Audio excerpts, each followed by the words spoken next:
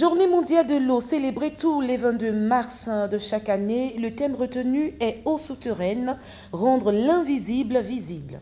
Nous parlerons également au cours de cette principale édition d'information de 20h30 de la conférence de presse de Landry Mikala à son siège de la FEGAFOOT. Vous aurez plus de précisions à ce sujet avec Naomi Samba. Enfin, l'habillement de la femme chrétienne devient une source d'interrogation au milieu chrétien. Les ministres de Dieu appellent les unes et les autres à s'habiller décemment et respecter la parole de Dieu.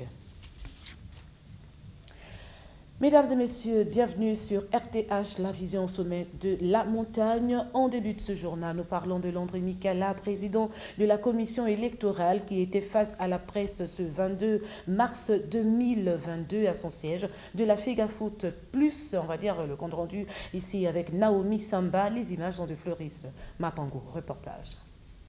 Landry Mikala, président de la commission électorale de la FEGAFOOT, était face à la presse ce matin afin de livrer, au terme de 3 jours durant, les candidatures reçues en conformité avec les textes réglementaires suite à l'élection de la présidence de la FEGAFOOT.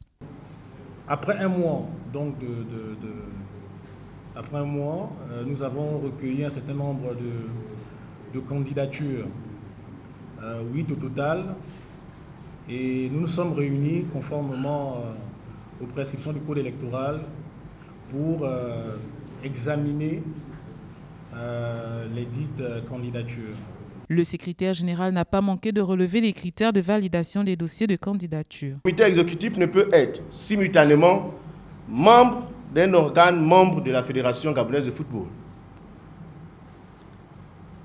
L'attestation sur l'honneur dans laquelle l'intéressé atteste de bonne foi, démissionner en cas de victoire n'a pas été jugée suffisante pour lever la dite incompatibilité. Face à l'évidence de ce qui précède, la commission électorale décide du rejet de la candidature de M. Brice Bika Djabou en application de l'article 35.4. Toutefois, en application des dispositions de l'article 11.6 du Code électoral qui dispose, je cite, en cas de retrait du candidat figurant en tête de liste, après un délai de dépôt de candidature, le candidat à la première vice-présidence assume automatiquement la tête de liste et ainsi de suite. Rappelons que le 26 avril prochain, l'équipe vainqueur à cette élection sera connue. On parle à présent de la deuxième journée du salon de l'étudiant ce 22 mars 2022 à la salle Café. Voilà, plusieurs élèves de terminale des différents établissements de la capitale gabonaise ont été reçus par les professionnels pour mieux être orientés. Le compte rendu dans ce reportage, les images sont de Floris Mapango. Les élèves des différents établissements de la capitale gabonaise ont massivement répondu présents à la salle Café pour découvrir et tout connaître sur l'orientation et les écoles de l'enseignement supérieur. Pour cette deuxième journée du salon de l'étudiant, les lycéens ont eu la possibilité de rencontrer les professionnels de toutes études confondues. Les spécialistes qui ont d'ailleurs saisi l'occasion pour exprimer leur satisfaction. Par rapport à l'année dernière, les étudiants avaient des préférences, parce que nous, c'est une école de business, d'accord? Donc l'année dernière, c'était plus médecine, plus droit. Aujourd'hui, enfin cette année, on a remarqué que les étudiants virent plus du côté business. Donc ils veulent être marketeurs, ils veulent être marketeurs, gestionnaires, ils veulent faire les ressources humaines.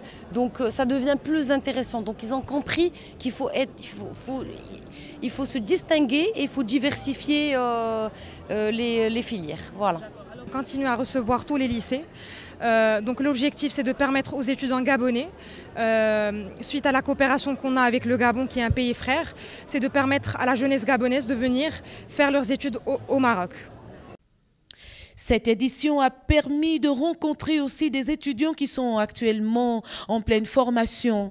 Ces derniers qui sont d'ailleurs disponibles pour répondre à toutes les questions des futurs étudiants qui souhaitent en savoir plus sur une école. Une bonne initiative pour les cadres de demain. C'est une opportunité en or parce que nous n'avons pas le plus souvent, nous n'avons pas l'opportunité de le ressentir parfois dans certains établissements. Donc cette journée aujourd'hui nous permet d'avoir une idée sur notre futur, je peux dire métier ou bien notre opportunité aussi. Et normalement, nous pouvons aussi, grâce à ça, nous pouvons aussi avoir une idée aussi de comment se déroulent aussi certains autres. C'est une bonne opportunité parce que ici, ils nous montrent un peu comment c'est à l'étranger là-bas, comment ils nous disent un peu, ils nous montrent un peu leur université, quelles sont les formations qui sont plus adaptées pour nous, qu'on ne peut peut-être pas trouver ici au Gabon. Par exemple, moi, j'ai fait la production génie mécanique. La production génie mécanique au Gabon, ce n'est pas vraiment une filière là où il y a plusieurs branches.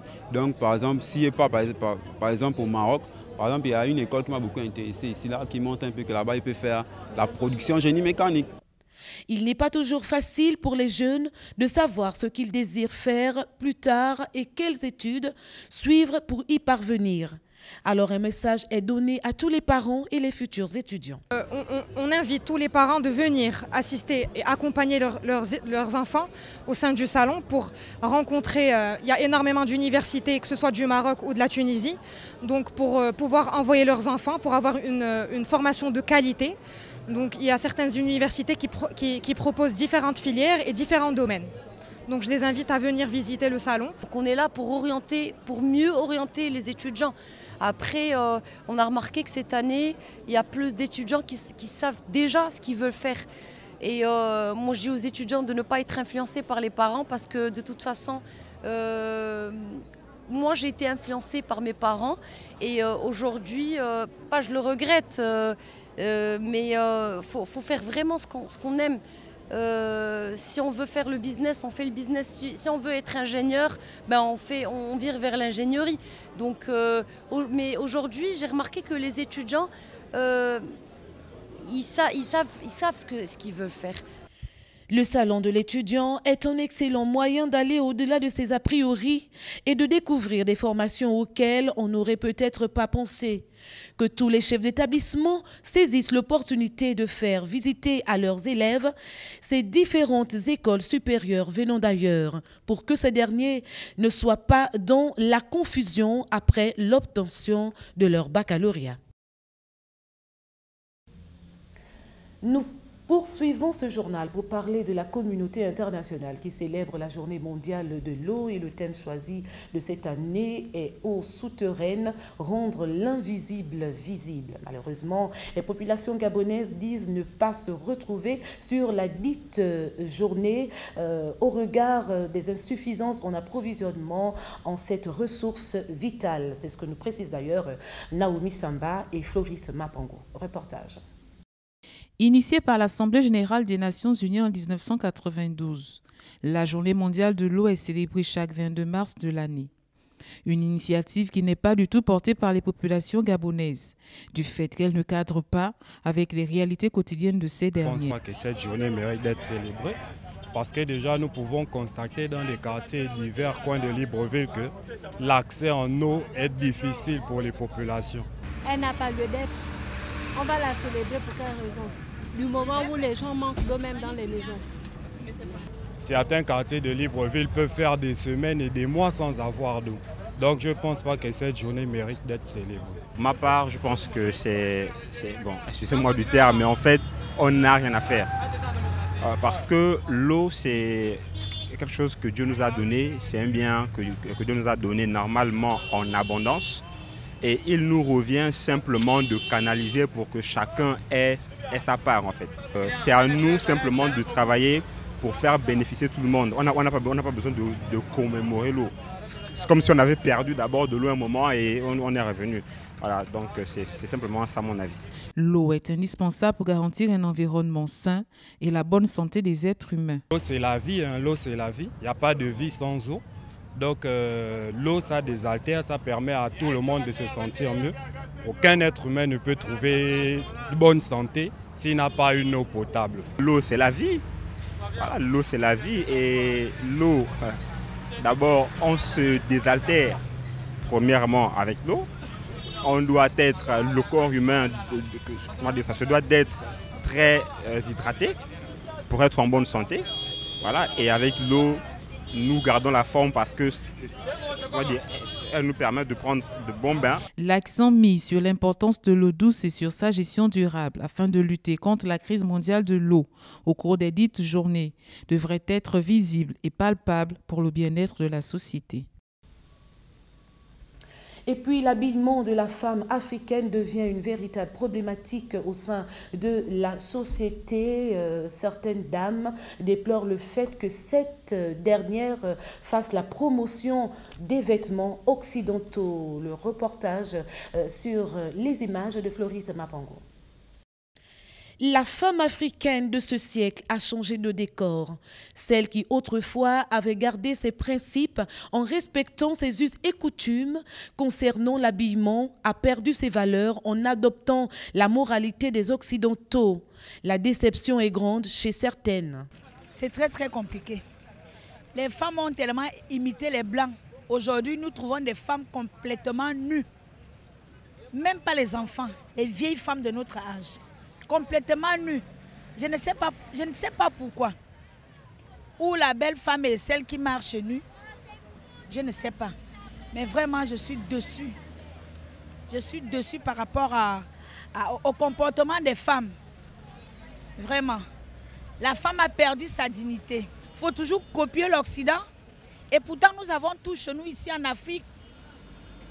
Nous avons tout ici en Afrique. Il n'est pas rare de trouver dans la ville des jeunes dames ou d'un certain âge en jupe sexy, soit en collant avec des hauts dos nus.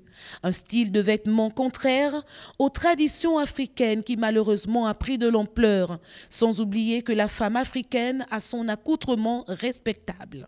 Dans nos tenues africaines, je me sens bien quand je suis en pagne, quand je suis en robe. Je me sens bien. Je reste dans la lignée de mes parents. Il est important pour la génération actuelle de revenir à leurs premières valeurs. La femme africaine est une perle rare et donc elle doit mettre en valeur son accoutrement d'origine.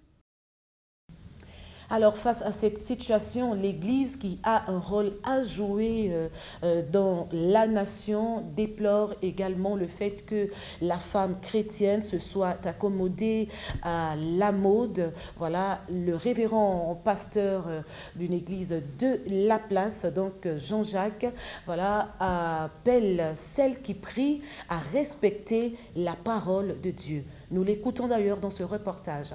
Les images sont de Floris Mapango. Quand on est dans un milieu chrétien, que nous vivons conformément selon la parole de Dieu, nous devons nous conformer aux principes de la parole de Dieu. Maintenant, quand nous vivons en dehors de la parole de Dieu, quand nous ne sommes pas chrétiens, nous pouvons vivre comme bon nous semble, sans foi ni loi, mais quand on est enfant de Dieu, on doit se conformer à la loi. On doit vivre faisant référence à la foi, qui est donc la foi biblique. Et lorsque nous lisons la Bible dans Romains, le chapitre 12, à partir du verset 2, il est dit « Ne vous conformez pas au siècle présent, mais soyez transformés par le renouvellement de l'intelligence, afin de discerner quelle est la volonté de Dieu, ce qui est bon, agréable et parfait. » Certains chrétiens se sont accommodés aux habitudes païennes. Concernant l'habillement, la femme chrétienne, semble-t-il, aurait épousé la mode. Ce style qui ne devrait pas être dans l'Église en général. Actuellement, les tenues sexy et décolletées sont plus pratiquées par les femmes d'un certain âge. Une situation déplorée par les ministres de Dieu. C'est pas normal qu'une chrétienne vienne à l'Église en sexy, avec les cuisses dehors, les jambes dehors. Elle doit les couvrir. Ce n'est pas normal qu'une chrétienne s'habille et puis, au lieu de cacher ce qui doit être caché, on expose. Le monde le fait. C'est le monde. Mais l'Église, dans l'Église, c'est plus normal. Donc, il faut que les chrétiens le comprennent pour qu'on puisse s'habiller décemment, avec pudeur et modestie, parce que c'est ce que la Bible recommande. Maintenant, quand on vient à... Que sert-il à un homme de gagner le monde entier s'il perd son âme? En d'autres termes, que sert-il à une femme de gagner tous les plaisirs du monde si elle perd son âme? Le révérend pasteur Jean-Jacques d'une église de la place a invité les femmes chrétiennes à réaliser qu'elles ont de la valeur auprès de Dieu et devraient se conformer et respecter la parole de Dieu. Tu dois t'habiller sainement. Parce que la Bible dit que désormais notre corps est le temple du Saint-Esprit. C'est-à-dire Dieu habite en nous. Et si Dieu habite en nous, nous devons nous habiller d'une manière décente, avec pudeur et modestie. À bon entendeur, salut. On parle aussi du retour de la pluie. C'est sur cette note que s'est achevé le séminaire de réveil sur le thème « La délivrance familiale » à l'église du centre d'adoration Hermont. Plusieurs familles ont d'ailleurs effectué le déplacement et ont été libérées de plusieurs maux à travers l'enseignement du révérend pasteur Gustave Ambedje du Congo au Brazzaville, Naomi Samba et Boris Mikolo pour plus de précisions. C'est avec ce texte de Jean 19, 32 à 34 que le révérend Gustave Ambedje a rappelé aux enfants de Dieu les mystères de l'eau et du sang, symbole du Saint-Esprit. Alors même que l'Église s'apprête à célébrer la Pâque et la Pentecôte d'ici peu, il n'a pas manqué de rappeler l'importance de ces deux grandes forces de l'Église, représentées par l'eau et le sang, au cours de son intervention.